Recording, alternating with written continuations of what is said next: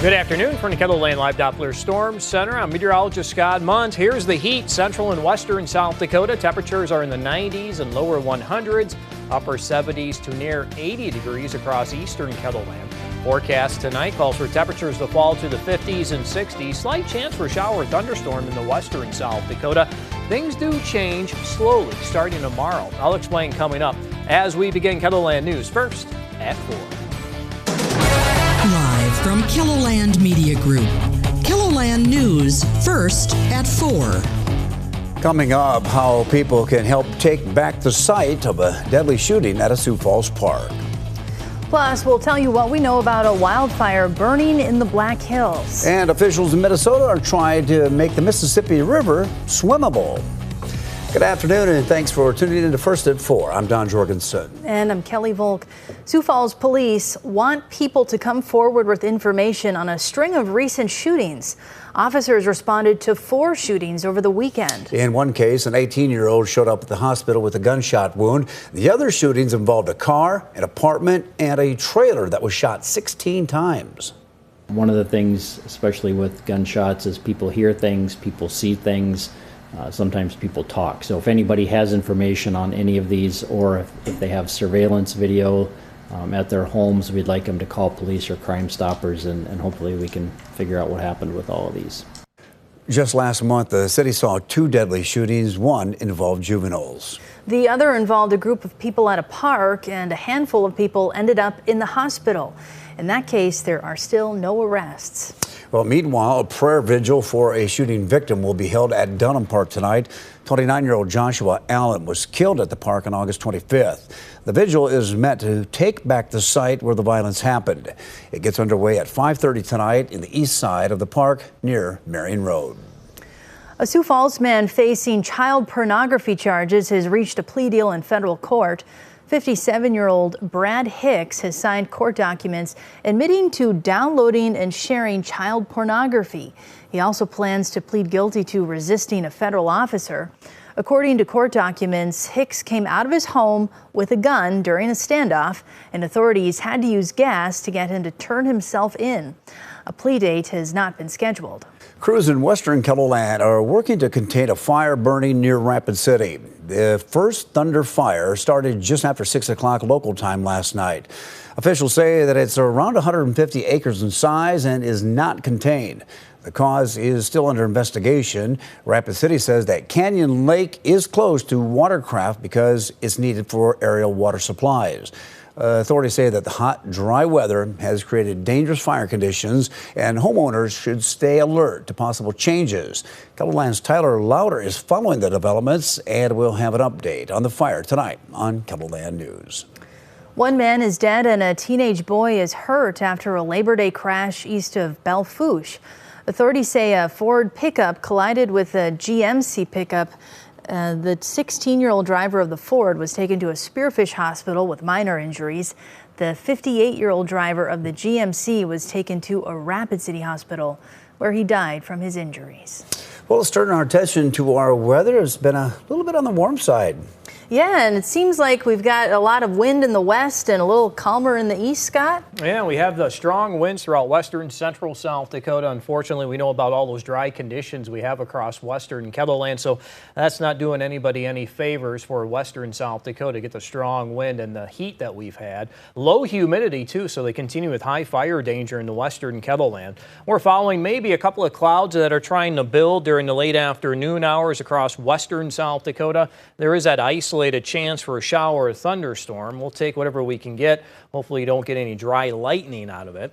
And we're also scanning the skies with our live cam in Rapid City. Temperature at 97 degrees. You do see a couple of clouds overhead and some hazy sunshine there due to smoke. Did you see the humidity value? I'll go back to that. Humidity at 18%. So that just tells you how dry it is across western South Dakota. We have our air temperature 97, dew point temperature at 47. Temperature at 97 in Pierre, now 104 in Phillip. We have 94 in Winter, 79 Sioux Falls, 80 in Watertown, 84 in Huron and Mitchell. Strong southerly winds, 15 to 25 miles per hour. Every now and then we do get a higher gust into that 30 mile per hour range, and that covers central and south central South Dakota. And there is that red flag warning across western KELOLAND due to the strong wind and the low humidity. This map is showing you the wind gusts and the humidity percentage as we do go through the overnight hours and into tomorrow. Notice how it does go up in western South Dakota. Nice to see that value at least around 55%. We have a little bit more moisture available, so that will hopefully knock down the fire danger, and I think that it will. Drought monitor showing the very dry conditions that we do have across western South Dakota, anywhere from the severe to the extreme category. So as I mentioned before, they could use whatever water they can get. Here's our forecast in Sioux Falls tonight. We'll go partly cloudy. Temperatures falling to the upper 50s to near 60 degrees. And then we'll go with highs tomorrow in the middle 80s. Aberdeen and northeastern South Dakota will have some cloud cover overhead through the evening and overnight. We'll fall to the middle 60s, strong south winds continuing. We'll hit the lower 80s for tomorrow. In central South Dakota, we'll eventually fall to the middle 60s tonight. Tomorrow will be cooler. Winds will change direction to the northwest. We'll go with afternoon highs in the mid-80s. Slight chance for a shower or thunderstorm. And for western South Dakota, temperatures will fall as we do go through the overnight hours to the middle 60s. And then for tomorrow, we'll watch for these scattered showers and thunderstorms to try to make their way west to east as we go through the day. I'll have more details on that with Futurecast coming up here in just a couple of minutes. All right, sounds good. Thanks, Scott. In Minnesota, the governor's office has made it clear to state agencies that it wants the Mississippi River to be swimmable and fishable, but right now, parts of the river are polluted. While the MPCA says the upper Mississippi is largely healthy up north, quality drops south of St. Cloud, where metro development and tributaries from agriculture muddy the waters. The National Park Service says stretches of the river exceed water quality standards for things like mercury, bacteria, and sediment. But now the state is taking a huge step to understand how the river is doing today so it can make its improvements. Aaron Hassan-Zeda with our CBS affiliate in Minneapolis explains the new concern that they're keeping a close eye on. I get a new appreciation for the resources from being out on them and actually seeing how they move through the landscape. It winds 650 miles, rushing past the cities, industries, and landscapes that make up Minnesota.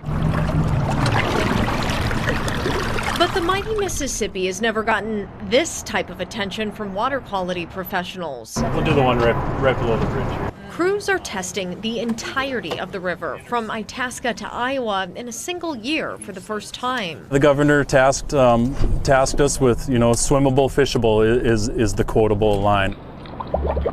Also a first, this part of the testing.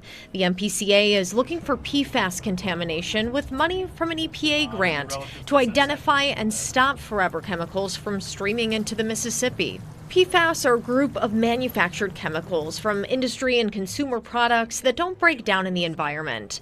While research is ongoing, the EPA says exposure to the chemicals can cause human health issues.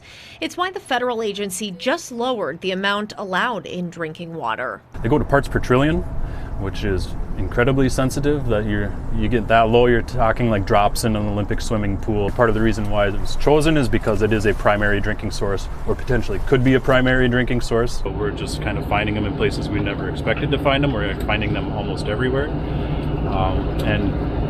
Being that it is new, there's just a lot of I don't know that goes along with it. What we do up here affects even downstream to the delta into the Gulf of Mexico. So the crew will send these samples into the lab to have those tested, but they're also using tools like this to measure the water clarity out here on the Mississippi.